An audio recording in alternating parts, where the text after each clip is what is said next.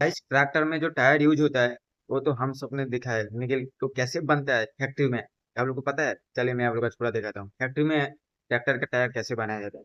तो खराब बेकार घिसे हुए टायर को नया बनाने के लिए सबसे पहले टायरों को एक एक करके फैक्ट्री तक लाया जाता है। मैं आपको बता दूं, ज्यादातर जो है रिफर्बिशिंग का जो कार्य होता है वो ट्रक और ट्रैक्टर के टायरों पे किया जाता है। अब जो फैक्ट्री में टायरों को लाया गया, इनकी करी जाएगी सबसे पहले बफिंग, जिसका मतलब होता है कटर लगा होता है, उसकी सहायता से इनकी दोबारा से घिसाई करी जाती है। घिसे हुए टायरों को दोबारा से बिल्कुल बेहतरीन तरीके से घिसा जाता है, वो भी करीबन 30 मिनट तक, ताकि टायर की जितनी भी गुडिया हो सब अच्छे से घिस के खत्म हो जाए, बिल्कुल चिकना हो सके हमारा टायर। यहाँ पे आप देख सकते हैं, यहाँ पे 30 मिनट हो चुके हैं, जो हमारा टायर वो अच्छे से घिस के तैयार चुका है। अब बारी आती है इसके किनारों की घिसाई की। तो किनारों की घिसाई के लिए की हाथ वाली मशीन होती है, जिसकी सहायता से इसके किनारों को भी बिल्कुल बेहतरीन तरीके से घिस के तैयार करा जाता है। अब इस घिसे हुए टायर को नया बनाने के लिए इसको उठा के रखा जाए एक बड़े से स्टैंड के ऊपर, और बारी आ जाती है अब इसके ऊपर ब्लैक सोल्यूशन लगाने की, जो कि सबसे ज्यादा पावरफुल सोल्यूशन होता है। किसी भी टायर को तैयार करने के लिए इसी सोल्यूशन की सहायता ली जाती है। इस सोल्यूशन में इतना दम होता है कि आप 10 मीटर दूर से भी इसके आग लगा सकते हैं। तब सबसे पहले सोल्यूशन को अच्छे से टायर के ऊपर लगाया जाएगा। इससे क्या होगा, इससे जो हमारा टायर सॉफ्ट हो जाएगा, इससे सूखापन टायर का जो होता है वो दूर हो जाता है और एक पकड़ आ जाएगी रबड़ को पकड़ने के लिए। तो चारों तरफ से सॉल्यूशन को अच्छे से लगा के इस टायर को छोड़ दिया जाए करीबन 2 घंटे के लिए। अब करी जाएगी टायर की जांच की वो अच्छे से सूखा भी है या नहीं, और जैसे ही सूख के तैयार हो जाएगा, बारी आती है इस पे रबड़ चढ़ाने की। तो यहाँ पे सबसे पहले बिल्कुल पतली पतली रबड़ की स्ट्रिप्स ली गई है,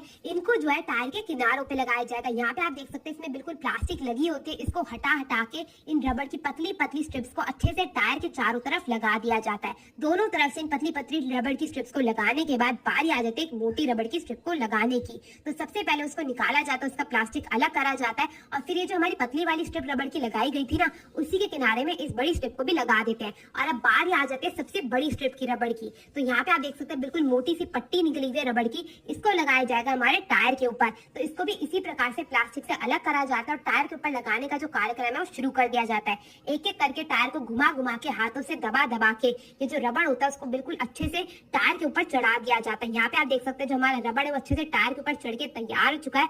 और अब बारी आ जाती है इसे मशीन में डालने की, मतलब इसे स्टीम करने की। तो यहाँ पे जैसे अच्छे से प्लास्टिक से ढक दिया जाता है और करी जाती है इसकी अंदर से जांच। तो सबसे पहले उसके लिए इसे स्टैंड पे से हटाया जाएगा और अंदर से जांच करी जाएगी, कोई कील तो नहीं निकल रही अंदर से। और जांच करने के बाद टायर को ले जाया जाएगा दूसरी ओर।